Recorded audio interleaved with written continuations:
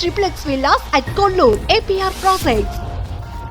కానీ ఎలక్షన్స్ ముందు మీరు ఆయనతో కొన్ని పార్టీ అంటే వస్తున్న మీకు సిద్ధం సభలకు కూడా మీరు కొన్నిట్లో కనిపించారు కదా. అవును అవును, అది కూడా ఇన్వైట్ చేశారు మిమ్మల్ని. అది కూడా మాట్లాడతాను. మహిళా కమిషన్ చైర్పర్సన్ ఎప్పటి నుంచి ఇచ్చిన సంవత్సరం నుంచి నేను దాదాపుగా అందరి దృష్టికి జగన్మోహన్ రెడ్డి గారి ఫ్యామిలీకి సంబంధించి కావచ్చు అందరినీ కలుస్తూనే ఉన్నాను.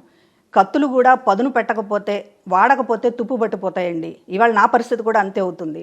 మీరు నన్ను మహిళా కమిషన్ చైర్పర్సన్లో పెట్టడం అనేది చాలా రాంగ్ స్టెప్. సరైన పదవి సరైన స్థానంలో సరైన మనిషిని పెట్టడం అనేటటువంటిది లేకపోతే అది రాజకీయ పార్టీలకు కూడా ఉపయోగం లేదు.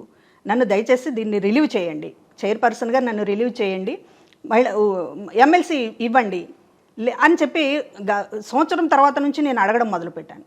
చాలా ఎమ్మెల్సీలు చాలామందికి ఇచ్చారు, ఎవరెవరికో ఇచ్చారు, అసలు పార్టీకి సంబంధం లేని వాళ్ళకి ఇచ్చారు. అయినా కూడా నా ఆర్గ్యుమెంట్ని నేను వదలలేదు, మాట్లాడుతూనే ఉన్నాను. చివరి ఎమ్మెల్సీకి ముందు సంవత్సరంన్నర ముందు నేను ఇక నాకు సీట్ అన్న ఇవ్వండి అని అడిగాను. ఎందుకంటే జగన్మోహన్ రెడ్డి గారు అపోజిషన్లో ఉన్నప్పుడు ఇంటెన్షనల్ అది నాకు అర్థం కావడానికి కొంచెం టైం పట్టింది. ఎందుకంటే ఇంటెన్షనల్గానే అయినా, ఎందుకంటే దాదాపు పార్టీలో అందరూ కూడా ఏంటి ఎందుకు ఇవ్వటం లేదు, ఎమ్మెల్సీ మీకు ఈజీగా ఇచ్చేస్తారు కదా అంటారు. ఎవరు నెంబర్ 1, 2, నెంబర్ 2, నెంబర్ 3 స్థానంలో ఉన్నవాళ్ళు కూడా ఎమ్మెల్సీ అడిగితే మీకు ఎందుకు ఇవ్వరు, ఇచ్చేస్తారు కదా. పోనీ సీట్ అంటే సరిగ్గా ఎక్కడ సీటు అనేటటువంటి దాంతో ఏమన్నా ప్రాబ్లం ఉందేమో, ఎమ్మెల్సీ ఎందుకు ఇవ్వరు మీకు, ఇచ్చేస్తారు కదా అని అంటే ఆ స్థాయిలో వాళ్ళని కూడా నమ్మారు. ఇంకేముంది ఎమ్మెల్సీ ఇవ్వడానికి ఇబ్బంది ఉంది అనేది. కానీ ఎమ్మెల్సీ చివరి జగన్మోహన్ రెడ్డి గారండి. నేను వేరే అడ్డుపడి ఉండొచ్చు, చాలా మంది ఉంటారు ఈ రాజకీయాల్లో సహజంగా ఎక్కడైనా అడ్డుపడ్డం అనేటటువంటి శక్తులు కొన్ని ఉంటాయి. కానీ జగన్మోహన్ రెడ్డి గారు తన ఫ్యామిలీ మెంబర్ అనుకున్నప్పుడు ఆయన కాచుకోవాలి. జగన్మోహన్ రెడ్డి గారికి ఇష్టం లేదని నేను అనుకుంటున్నాను. అందుకనే నేను ఇంత ఆయనకు సంబంధించినటువంటి విషయాలు ఆయన పర్సనాలిటీలో పైకి చెప్పేది ఒకటి చేసేది ఒకటి ఖచ్చితంగా ఇప్పుడు అదే కదా మనకు తెలిసి వస్తున్నటువంటిది. అంటే అదే ఇప్పుడు సహజంగా రాజకీయ పార్టీలు అన్న తర్వాత ఒక్కొక్కసారి ప్రామిస్ చేయలేకపోతారు, అది అర్థం చేసుకుంటామండి ఎవరైనా కానీ.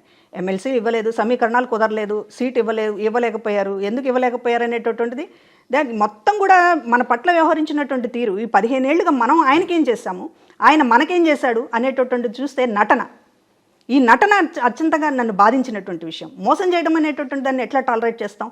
మీరు చేయకపోతారు, మీకున్నటువంటి పరిస్థితుల్లో మీకు కుదరలేదు, అర్థం చేసుకుంటాము. లేకపోతే సరే మీకున్నటువంటి ఇంకా ఏదైనా ప్రత్యేకించి పక్కన పెట్టాలనుకున్నారు, అది కూడా అర్థం చేసుకుంటాం. కానీ మోసం చేసడం మాత్రం ఎట్లా? ఆయన విషయంలో ఒకటి ఉంది కదండి, మాట తప్పడం మడమ తిప్పడం అని అంటారు. ఇప్పుడు అలా అంటే ఎలా వచ్చింది అది? మరి అది రాజశేఖర్ రెడ్డి గారి దగ్గర నుంచి అలాగ వచ్చింది, మాట తిప్పడు మడమ అనేటటువంటిది. అసలు ఆయన మాట్లాడితే కదా, ఆయన చాలా మడమ తిప్పాడు అనుకోండి, కానీ అది ఒకటి పడింది కదా. అది ఒక హైప్, ఎవరికి వాళ్ళు ప్రచారం చేసుకునేటటువంటి అనేక ఫేక్ ప్రచారాల్లో భాగం అదొకటి. మాట తప్పడు మడమ తిప్పడు అనేటటువంటి ఆ విషయంలోనే ఉంది కదా. మాట తప్పడు విజయమ్మ గారే క్వశ్చన్ చేస్తున్నారు కదా, ఆ అమ్మాయికి ఆవిడకి ఎన్నిసార్లు అన్యాయం చేస్తారు అని చెప్పి ఆవిడ అడిగిందంటే ఎన్నిసార్లు మడమ తిప్పాడు జగన్మోహన్ రెడ్డి? ఆవిడ ఫెయిర్ అండి. ఆవిడ ధర్మంగా ఉంటారు అన్ని విషయాల్లో ఖచ్చితంగా. అందుకనే ఆవిడ ఈ రాజకీయాల్లో పూర్తిగా పక్కన పెట్టేశారు జగన్మోహన్ రెడ్డి. ఎందుకంటే ఆవిడ అడుగుతుంది ఇలాంటి, ఎందుకు వాసిరెడ్డి పద్మ మనతో ఉంది మొదటి నుంచి, అన్ని విషయాల్లో కాచుకుంది. ఎవరు కాచుకుంటారండి? నీ అరెస్ట్ అయినప్పుడు, జగన్మోహన్ రెడ్డి అరెస్ట్ అయినప్పుడు మొత్తం కూడా ఇంటి ముందు టెంట్ వేసి ఫ్యామిలీ మెంబర్స్ అందరూ కూర్చుంటే ఒక్క నాయకుడు లేడు. ఆ రోజు రాత్రంతా నేనున్నాను. భారతి గారు, విజయమ్మ గారు, షర్మిల గారు, వీళ్ళు ముగ్గురు కూడా కూర్చుంటే ఆ రోజు ఉన్నటువంటి ఈ సోకాల్డ్ లీడర్స్ ఎవరు కూడా ఆ రోజు ఎవరు ఉండలేకపోయారు అక్కడ. ఆ రోజు నుంచి చివరి దాకా వాళ్ళతో ఉండి మాట్లాడింది ఆ కుటుంబానికి తెలుసు. ఆ రోజు సిబిఐ మీద మాట్లాడాలంటే ఈ సజ్జలు ఎక్కడున్నాడు? ఆ రోజు వీళ్ళు ఎవరు లేరు. సిబిఐ మీద పోట్లాడాలంటే మాలంటి వాళ్ళమే. మళ్ళీ దేనికి వెరవకుండా మీ ఈక్వేషన్స్ భారతి గారితో సరిగా లేవా?